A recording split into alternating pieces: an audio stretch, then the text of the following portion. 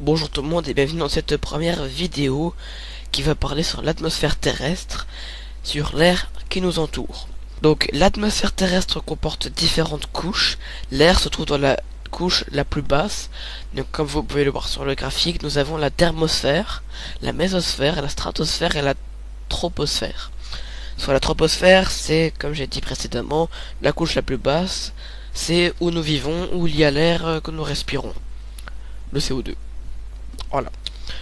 Après, nous avons la stratosphère, qui est à peu près la couche d'ozone, a priori, où on va dire que les avions ultra supersoniques, je crois, un truc comme ça, les avions militaires passent. Et c'est là où il y a la couche d'ozone qui nous protège. Après, nous avons la mésosphère et la thermosphère, comme je l'ai dit. Dans la mésosphère, nous avons les aurores boréales, donc voilà, c'est tout. Et dans la thermosphère, c'est le reste, on va dire. Grâce à ces quatre couches nous protègent des météorites et à peu près tout ce qui peut tomber sur la Terre, et ce qui est bien pratique. L'air n'est pas un corps pur, c'est un mélange de plusieurs gaz. 78% de diazote, 21% de dioxygène, 1% d'autres gaz, vapeur d'eau, dioxyde de carbone, etc. Voilà un autre graphique qui pourra vous expliquer, donc un diagramme,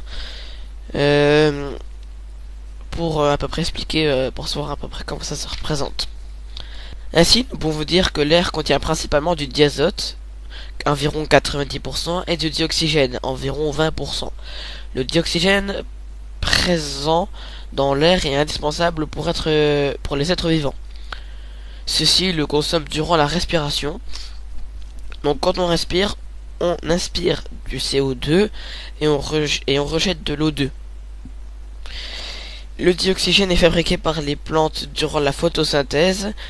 L'activité humaine rejette plus ou moins de la fumée, particules solides en suspension dans des gaz toxiques entraînant certains problèmes de pollution de l'air, formation de pluie d'acide, augmentation de l'effet de serre, formation de trous dans la couche d'ozone et formation de smog. Pas smog, hein, pas le dragon, de smog. Le smog est une brume brunâtre, épaisse, provenant d'un mélange de polluants atmosphériques qui limite la visibilité de l'atmosphère. Il est constitué surtout de particules fines et d'ozone.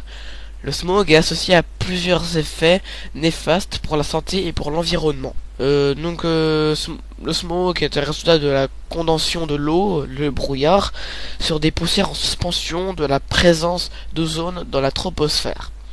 La fumée est produite en grande partie par la combustion de combustibles fossiles, est composée de gaz sulfureux comme le dioxyde de soufre, en plus de poussière sur laquelle se condense la vapeur d'eau contenue dans le brouillard. L'influence de la combustion de biomasse, chauffage au bois résidentiel, feu en plein air, des mélanges et de l'agriculture, sylviculture, se surajoute à ceux des combustibles fossiles dans la formation du smog hivernal. Merci d'avoir regardé la vidéo, j'espère que ça vous a donné un espèce d'aperçu sur l'air qui nous entoure. Oui, ce n'est pas très beau. Le problème, c'est que cette pollution entraîne à des réchauffements climatiques, à des personnes qui migrent à cause de la pollution, des problèmes sur Terre, et c'est dommage d'en être arrivé là en ce moment. Donc voilà, j'espère que ça vous aura plu. À plus. Bye.